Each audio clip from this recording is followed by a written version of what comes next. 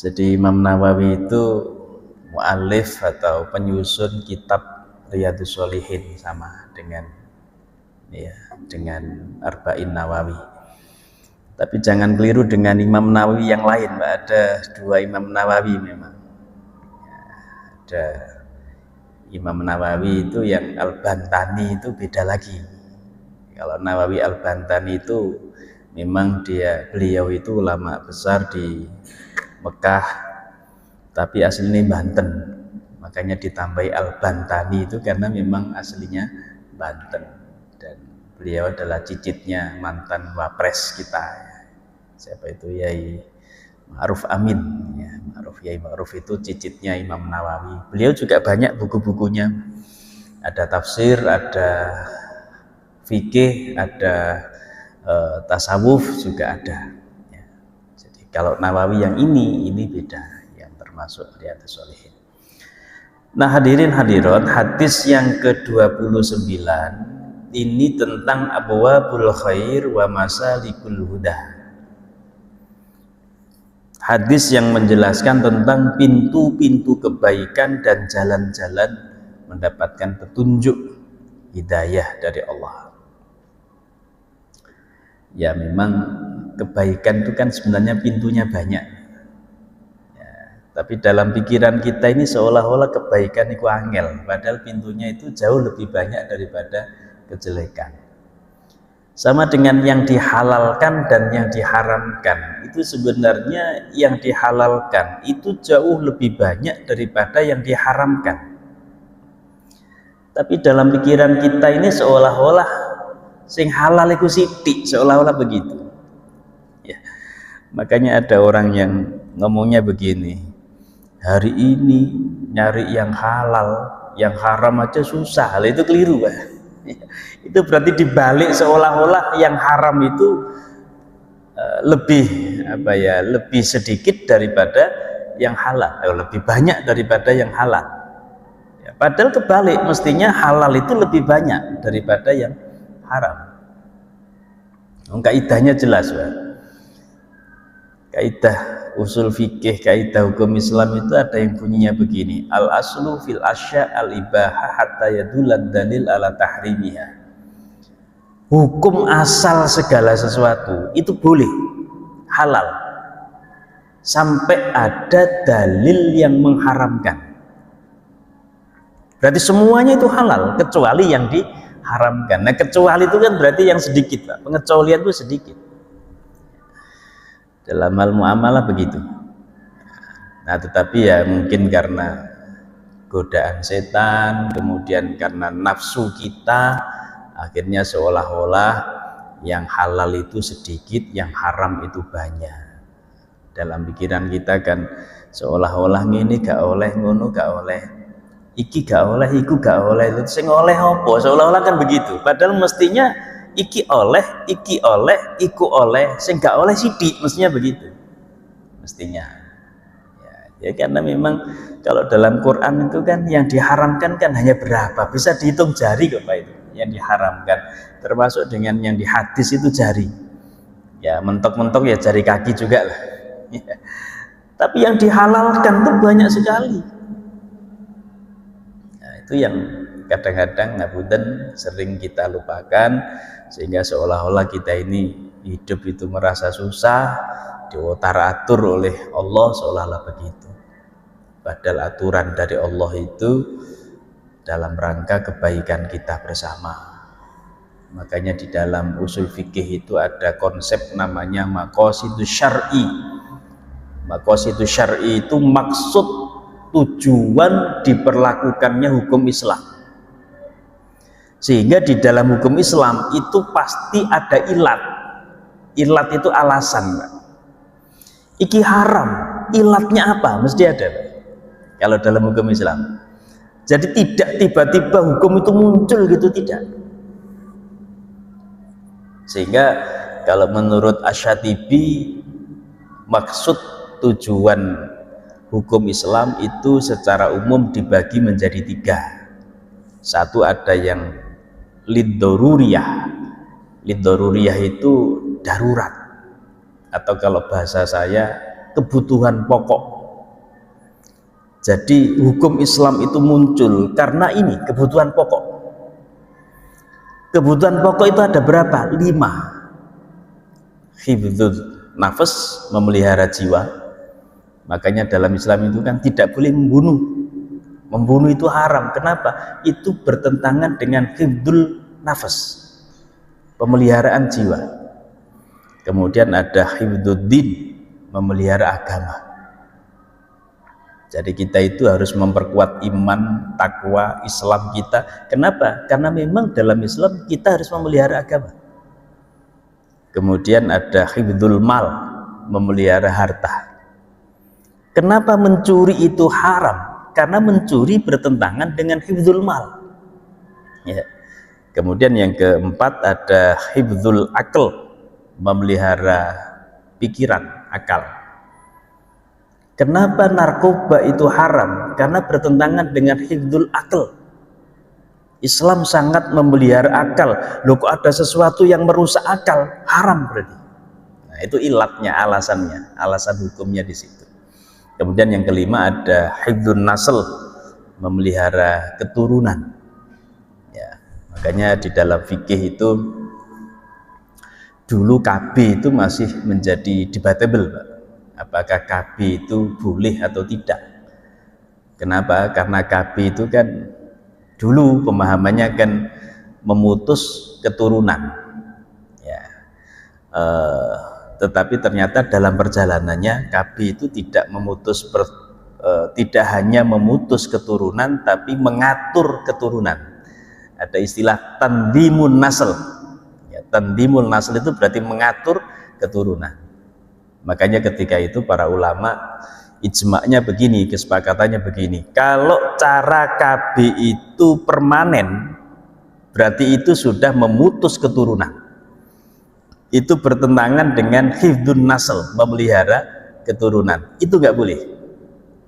Tapi kalau sifatnya hanya tanzimun nasl, sifatnya hanya mengatur sementara, maka itu masih diperbolehkan karena tidak memutus tapi hanya mengatur. Nah, ini contoh implementasi dari maqasidus syar'i yang lindoruriyah tadi. Kemudian yang kedua ada maqasid syar'i yang lil hajiyah, karena kebutuhan kita. Kalau bahasa saya kebutuhan sekunder, kalau tadi kebutuhan primer, kebutuhan pokok, ini kebutuhan sekunder. Contoh begini dalam implementasinya, kenapa jamak qashar sholat itu boleh? Karena kita butuh lil hajiyah. Kenapa orang dalam perjalanan itu boleh tidak puasa? Karena kita butuh. Makanya diperbolehkan tidak puasa. Lil hajiyah, kebutuhan sekunder. Artinya apa? Kalau dia tidak butuh, ya tidak apa-apa, tidak melakukan. Dia tidak butuh untuk tidak puasa, ya poso, gitu loh, Pak, maksudnya. Ya, jadi diperbolehkan tidak puasa karena dia butuh. Kok dia tidak butuh jamak sholat, ya gak usah jamak, gak apa-apa. Jadi karena kebutuhan tadi sehingga boleh jamak, karena kebutuhan tadi sehingga butuh qashar dan seterusnya. Itu lil hajiyah. Kemudian yang ketiga ada maqasid syar'i, tujuan syariat itu adalah litahsiniyah. Litahsiniyah itu untuk ya kebaikan saja, kebutuhan tersier kalau bahasa kita ya. Kebutuhan-kebutuhan yang sebenarnya tidak urgent. Ya untuk tahsin itu kan memperbaiki saja, pantas-pantasnya saja. Oh, pakai baju ya sing apik lah. Lho kok umpama gak apik ya apa? Ya gak apa-apa, tapi apike ku ya sing apik. Khudzu zinatakum inda kulli masjidin, ambil pakaianmu yang bagus ketika masuk masjid. Nah, perintah menggunakan baju yang bagus masuk masjid itu bagian dari litahsiniyah. Tujuan syariatnya adalah ya ben apik. Yang seperti itu bukan berarti terus oh nek gak apik berarti dosa, ya ndak. Karena litahsiniyah bukan lidoruriyah tadi. Makanya di dalam usul fikih itu Bapak Ibu, perintah di dalam ayat atau hadis itu belum tentu bermakna wajib. Larangan di dalam Quran maupun hadis itu juga belum tentu bermakna haram. Nah, ini penting Pak. Dalam usul fikih itu begitu. Ya. Bagi akhirnya ngaji usul fikih gitu. Gak ngaji hadis, ngaji usul fikih. Karena penting, perlu saya sampaikan ya. Usul fikih itu kalau bahasa gampangannya itu filsafat hukum Islam, itu usul fikih. Jadi pemikiran-pemikiran kenapa sih kok begini, kenapa kok begini. Dan ternyata betul Bapak Ibu, kalau kita itu paham betul dengan usul fikih, kita itu tidak ada ibadah itu terus merasa terpaksa, itu enggak ada. Karena ujung-ujungnya ya memang kita butuh ibadah itu. Kita butuh. Ya.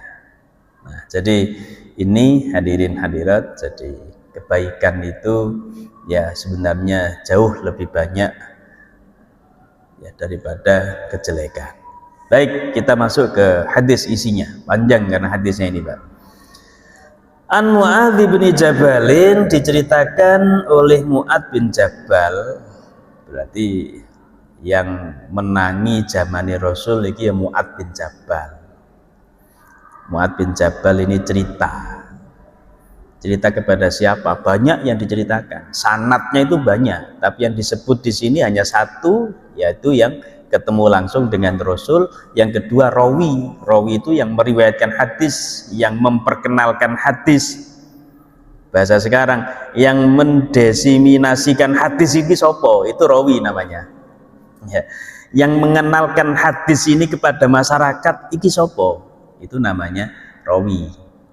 Imam Bukhari, Imam Muslim, Tirmidzi, itu rawi.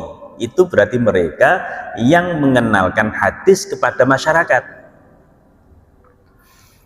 Kalau nggak ada mereka, ya kita nggak bisa, nggak tahu. Wong kita nggak hidup sejaman dengan Rasul.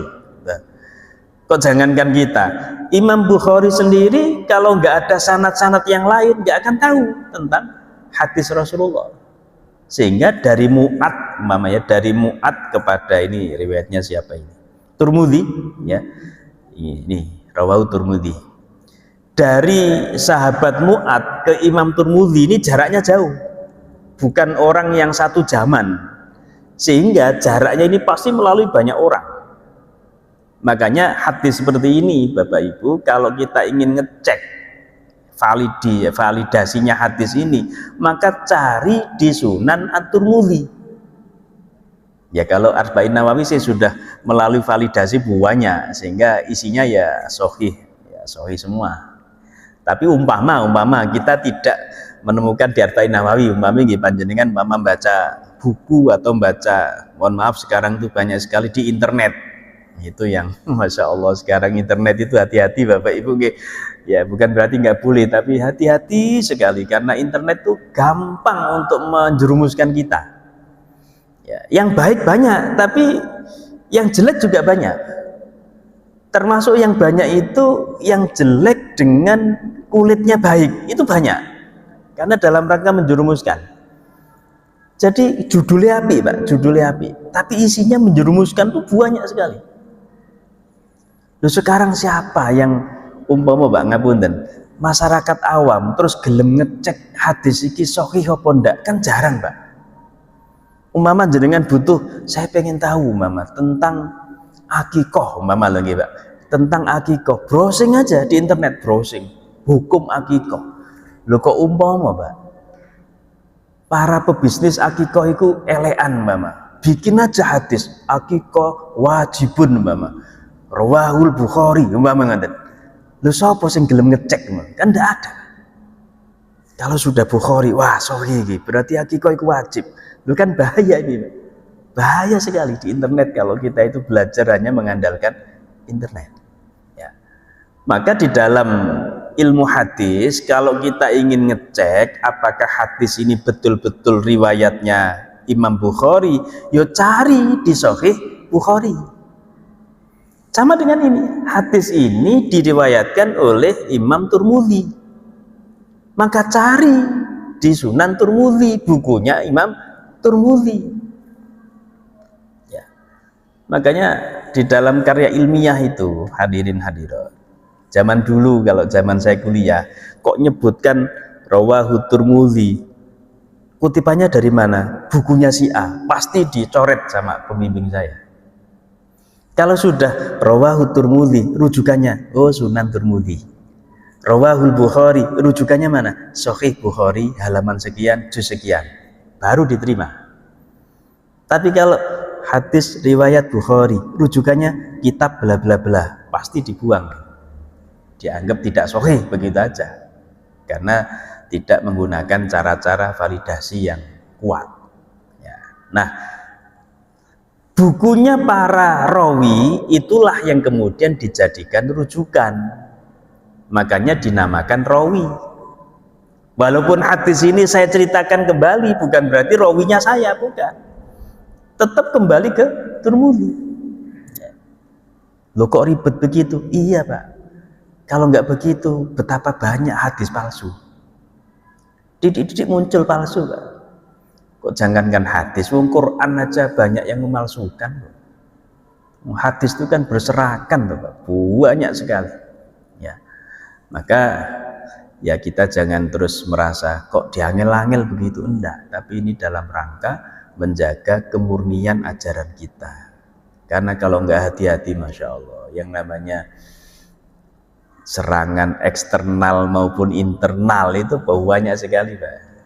Ya, jadi ngapunten, jangan dikira terus mereka itu enak-enakan, terus kita ini santai aja, bodoh santainya, enggak. Ya sama dengan, mohon maaf, kalau dalam politik kan begitu, ada survei gitu kan, survei ini begini-begini, belum tentu survei itu benar, bisa jadi dalam rangka biar musuhnya terlena kan, ya, atau biar dalam rangka ya biar pesimis dan seterusnya. Makanya ketika ada survei Muslim mayoritas, saya nggak bangga sekali Pak. Kenapa? Itu menjerumuskan menurut saya, membuat kita terlena bangga dengan mayoritas kita itu. Padahal dibalik itu yang namanya kristenisasi dan lain sebagainya itu masif sekali. Jangan dikira itu diem, dan hasilnya sudah jelas kok. Mungkin zamannya Pak Said dulu ketika muda, Islam bisa 99% Pak di Indonesia gitu. Zaman dulu itu 99% di Indonesia. Loh sekarang Pak, berapa persen? 80-an. Ini kalau dibiarkan secara statistik itu pasti terjadi terus. Anggap aja umpama tahun 80 lah. Tahun 80 Indonesia itu muslimnya 95 saja lah. Anggap aja 95% tahun 80, sekarang 2025. Berarti berapa tahun? 30 ya kira-kira 55 tahun. Nggak sampai nggak Pak? 45 tahun. Jangka waktu 45 tahun, dulunya 95%, kok sekarang tinggal 80, berarti jangka 45 turun 15%. Gitu. Jangka waktu 45 tahun turun berapa? 15%. Loh ini kalau dibiarkan Pak, waduh, kita berpikir masa depan Pak. Bukan hanya 10 tahun lagi, bukan hanya 100 tahun lagi, nggak kelihatan. Tapi 1000 tahun lagi bagaimana? 2000 tahun lagi bagaimana? Habis kita Pak.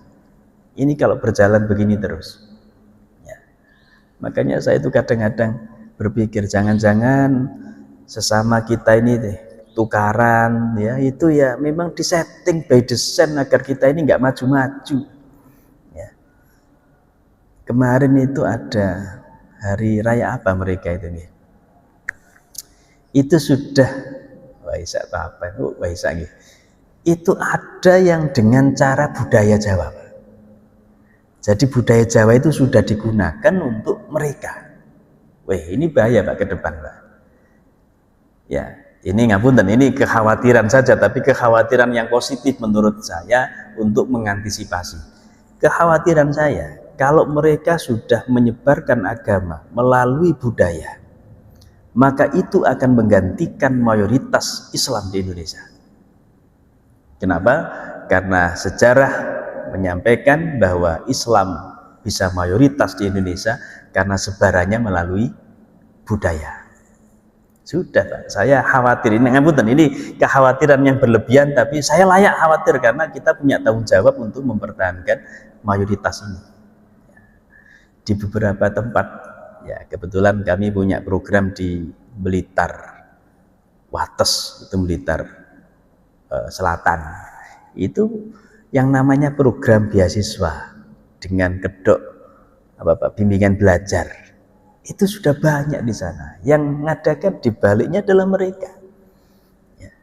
Kemudian mohon maaf, yang namanya kalau bahasa kita yasinan gitu Pak ya, pindah dari rumah ke rumah, itu sudah mereka lakukan Pak.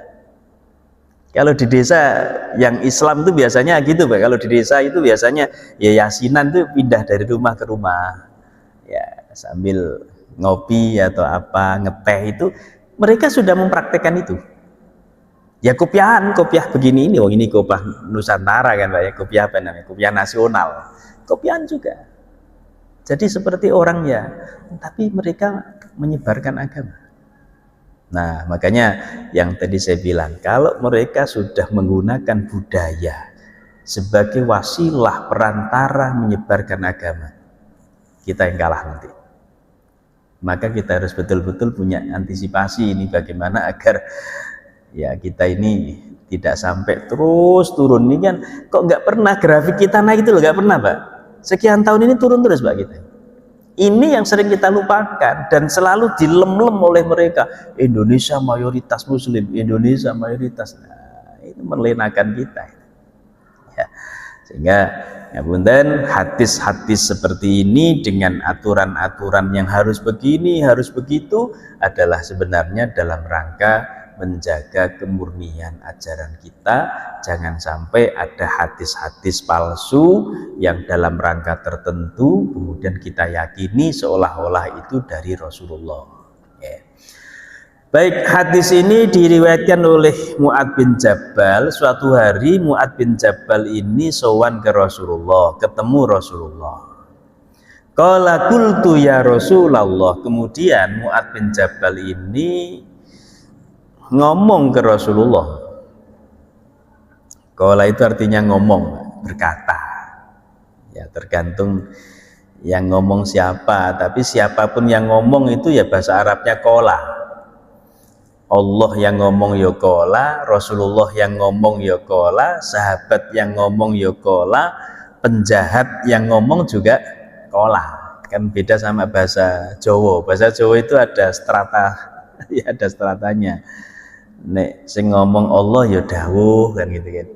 Nek ngomong Rasulullah nggih ngendika atau bersabda. Kalau sing ngomong awa-awaan ya cukup ngomong. Kalau sing ngomong setan ya mosok kok dawuh kan gak pantas, umpami setan dawuh kan gak pantas. Makanya saya di pondok itu kalau menerjemahkan sing sekiranya penjahat, sing elek-elek itu kola ya, kola nyocot gitu Pak. Gawe bahasa kasar karena subjeknya orang yang layak untuk kita kasari. Nah, Mu'adz bin Jabal ngomong ke Rasulullah, ya Rasulullah, akhbirni bi amalin yudkhiluni al jannata wa yubaiduni anin nar. Ya Rasul, akhbirni, kabarkan kepada saya tentang amalan yang bisa memasukkan saya ke surga dan yang bisa menjauhkan saya dari neraka. Enak ini Pak. Jadi tunjukkan pada saya amalan yang bisa membuat saya masuk surga dan yang membuat saya jauh dari neraka. Bukan enak Pak. Ini bahasa gampangannya, ya Rasul, kuncinya surga itu ya apa sih? Kan gampangannya begitu. Memang enaknya zaman sing paling enak itu memang zamannya ketika Rasulullah. Wis gak ono perbedaan pendapat lagi zaman itu lah, ya opo, langsung tanya ke Rasul. Ya Rasul, riyo kapan? Besok, ya besok semua Pak. Umpami lah ya. Makanya peradaban ketika zaman Rasul itu ya luar biasa. Ya, masa-masa keemasan dari sisi peradaban keislaman itu ya zaman Rasulullah. Tapi kalau masa-masa keemasan dari sisi ilmu pengetahuan teknologi ya masa Abbasiyah. The golden age, masa-masa keemasan di dalam ilmu pengetahuan dan teknologi. Tapi masa-masa keemasan terkait dengan sejarah keislaman itu ya zaman Rasul. Nggak ada yang mengalahkan ketika itu. Ya. Nah, Rasulullah ditanya begitu, jawabannya apa? Qala laqad sa'alta an azimin. Mu'ad, sungguh pertanyaan sampean ini pertanyaan yang hebat, pertanyaan yang besar. Ya. Wa innahu layasirun ala man yassarahullahu ta'ala alaihi. Sebenarnya amalan itu gampang kalau memang ditakdirkan oleh Allah, gampang melakukan. Artinya begini, jane ngono amalan itu abot, tapi kalau ditakdirkan Allah, digampangkan oleh Allah, ya gampang gitu maksudnya. Ya. Nah, bahasa saya sederhana amalannya, tapi lakonane belum tentu bisa gitu maksudnya. Jadi amalan yang bisa membuat kita masuk surga itu gampang, ketokane gampang, tapi lakonane angel, abot. Tapi kalau dimudahkan oleh Allah, nggak abot, gitu gampangnya. Ya. Apa itu? Kata Rasulullah, ta'budullah la tusyriku bihi syai'a. Satu, menyembah Allah, menomorsatukan Allah, tidak mensekutukannya. Loh kan sederhana Pak kelihatannya Pak. Ya, menyembah Allah, tidak mensekutukannya. Kan sederhana. Tapi lakonane belum tentu gampang Pak ini Pak. Kalau kita semua ditanya, sampean menyembah Allah enggak? Iya. Jelas. Kalau umpama ada polling Mbak, ada survei Mbak, ada pertanyaan apakah engkau menyembah Allah? Ya semua kita pasti menjawab iya. Tapi buktinya apa? Belum tentu Pak. Menyembah Allah, menomorsatukan Allah, tapi ono masalah didik oleng. Loh, seperti itu berarti nggak sesuai dengan jawaban iya. Ya. Makanya menurut saya kita ini kadang-kadang omongan kita, keyakinan kita tidak sebanding lurus dengan perbuatan kita. Itu sering Pak terjadi dalam kehidupan kita. Nggih panjenengan, nggih saya juga sering begitu. Ya. Kita ini yakin Allah itu Ar-Razzaq Mbak. Allah adalah zat yang memberi rezeki, tapi gak di rezeki didik oleh Mbak. Koyok-koyok lali, pangeran iki sing ngatur. Ya. Itu kan sering Mbak, sering terjadi seperti itu. Ya. Kita ini bolak-balik at-tahiyyatul mubarakatus sholawatut thayyibatu lillah. At-tahiyyatu lillah. At-tahiyyat itu penghormatan. Itu ditambahi al dalam bahasa Arab Pak. Alnya itu maknanya al-lil istighraq, al yang menghabiskan. Artinya apa? Segala penghormatan. At-tahiyyat itu bukan hanya penghormatan Pak, tapi segala penghormatan. Beda loh, penghormatan dengan segala penghormatan. Kalau sudah at-tahiyyat istighraq alnya itu segala penghormatan, berarti tidak ada satu penghormatan pun yang tersisa. Kalau hanya penghormatan, masih banyak penghormatan yang mungkin penghormatan ini. Tapi kalau sudah at-tahiyyatul, segala penghormatan lillah, milik Allah. Tetapi kita ini kan lebih menghormati pejabat daripada menghormati Allah. Kenyataannya kan begitu. Panjenengan pirsa, kenapa ulama dulu itu sampai ada yang memfatwakan tidak boleh hormat pada bendera dan lain sebagainya. Ya karena dalam rangka menjaga ini, tapi kebablasan kalau menurut saya. Karena penghormatan kepada bendera itu kan berbeda dengan penghormatan kita kepada Allah. Tapi secara keyakinan dalam rangka menjaga keyakinan kita, kemurnian akidah kita kepada Allah, untuk orang tertentu penting. Makanya ketika kita bicara ketuhanan itu memang ada makomnya ya, ada levelnya ya, sehingga ngomong tentang ketuhanan dengan anak kecil tentunya berbeda dengan ngomong ketuhanan dengan panjenengan. Ngomong ketuhanan dengan anak kecil ya angel Pak. Ya, pernah saya ditanya anak kecil, Mas, dulu itu saya lupa tahun berapa. Allah itu di mana? Lo kan bingung Pak jawab ini Pak. Kalau panjenengan gampang, Allah di mana? Gampang. Qul huwallahu ahad, Allahu somad, lam yalid walam yulad walam yakul lahu kufuwan ahad. Beres Pak. Atau Allahu la ilaha illa huwal hayyul qayyum la ta'khudhuhu sinatun wa la naum lahu ma fis samawati. Beres, selesai. Loh, anak kecil sama dengan pertanyaan Allah itu ada berapa? Lo kan satu itu di mana, kan begitu Pak akhirnya. Ya. Makanya kita diajarkan khotibin nas ala qadri ukulihim, omongono wong iku sesuai dengan kadar pemikiran dia bagaimana. Kalau anak kecil ya menjawabnya dengan logika anak kecil. Ya. Nah, sehingga sekali lagi Bapak Ibu, ini kelihatannya sederhana. Menyembah Allah tidak mensekutukannya, sederhana. Tapi lakonane gak gampang. Yang kedua, watuqimu sholah, kunci masuk surga itu mendirikan sholat. Jadi juga kelihatannya gampang Pak, sholat, sholat. Tapi iki sholat mendirikan apa ngelakoni, beda Pak. Perintah dalam Quran maupun hadis, sholat itu didirikan, bukan sekedar dilaksanakan.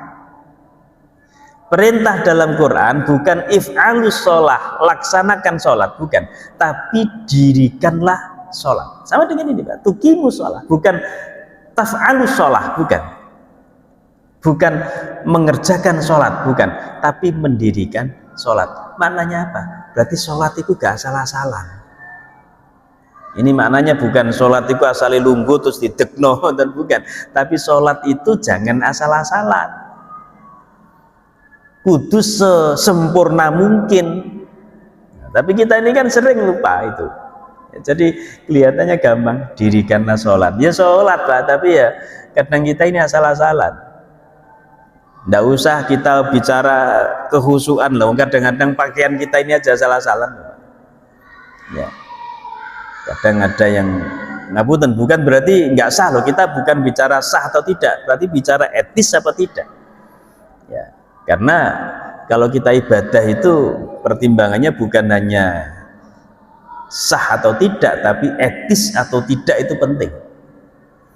Lah ya apa kadang-kadang kita ini mau menghadap pimpinan ngono serapi mungkin pakaiannya, sepatu ya di semir yang begitu rapi, tapi giliran menghadap Allah ya sekenanya lah, pokoknya ketutup aurat. Kadang-kadang kita lah begitu tuh. Ya. Nah berarti tuqimus sholah iki gampang omongane tapi abot lakonane. Kemudian yang ketiga, kunci masuk surga tu'tiz zakah, bayar zakat.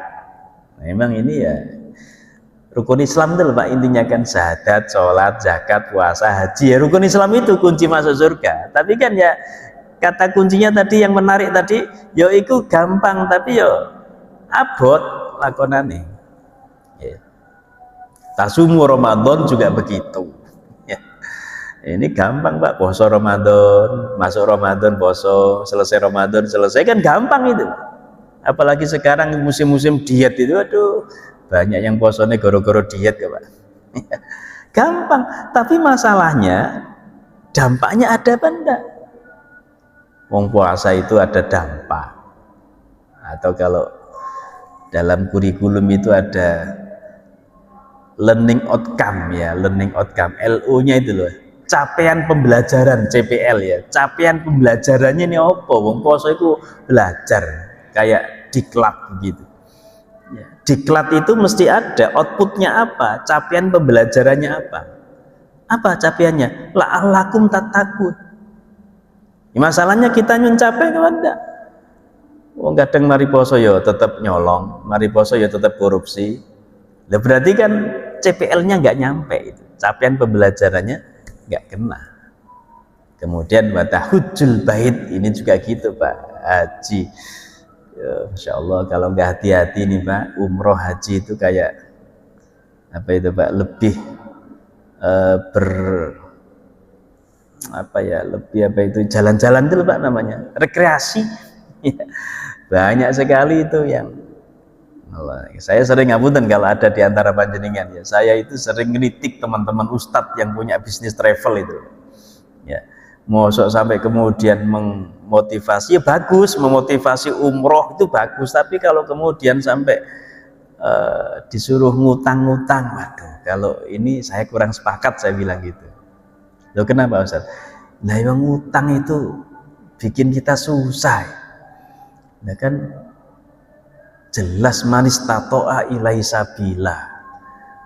Haji itu wajib bagi mereka yang mampu. Kalau nggak mampu ya jangan dipaksa. Kalau saya begitu Pak, jangan terus disuruh utang-utang yang nanti justru malah kemudian menyusahkan dia. Loh tapi dia mampu hutang itu berarti sudah mampu lah. Beda lagi, kalau mampu hutang semua orang ya mampu kalau ngutang. Ya, ngapunten kalau ini berbeda. Tapi kalau saya, pikiran saya begitu. Ya umroh haji itu bagi yang mampu. Kalau tidak mampu ya nggak usah dipaksakan. Ya saya tahu Pak, Bu. Kenapa? Karena memang yang ngurusi travel itu banyak yang ustadz. Ini kayaknya kecepatan kayaknya ini. Ya. Jadi yang ngurusi travel itu banyak yang ustadz. Akhirnya ya menyampaikan begini seolah-olah umroh itu gak dilakoni dosa sampe. Gak peduli kondisi. Ya padahal terkait dengan kondisi. Nah yang masyarakat juga begitu. Pokoknya saya harus umroh, saya harus haji. Kenapa? Karena kadang-kadang ngapunten, ini tidak semua, tidak semua. Saya tidak menggebyah-uyah, tapi ada orang-orang tertentu yang niatnya itu lebih banyak traveling daripada yang betul-betul ibadah. Ya karena ada banyak tadi. Ya di satu sisi memang positif, ada sekian banyak travel, tapi di sisi lain kalau tidak hati-hati seolah-olah lebih banyak travelingnya daripada ibadahnya. Ngapunten, ini jangan disalahpahami, tidak semuanya, tapi ini bagian dari warning kita semua. Karena di sini hadisnya ya memang gampang, tapi ya tidak gampang bagi mereka yang tidak digampangkan oleh Allah. Mudah-mudahan manfaat barokah. Mohon maaf kalau ada kurangnya. Ihdinas siratal mustaqim. Ana qari' man tasami' wallahul hadi. Assalamualaikum warahmatullahi wabarakatuh.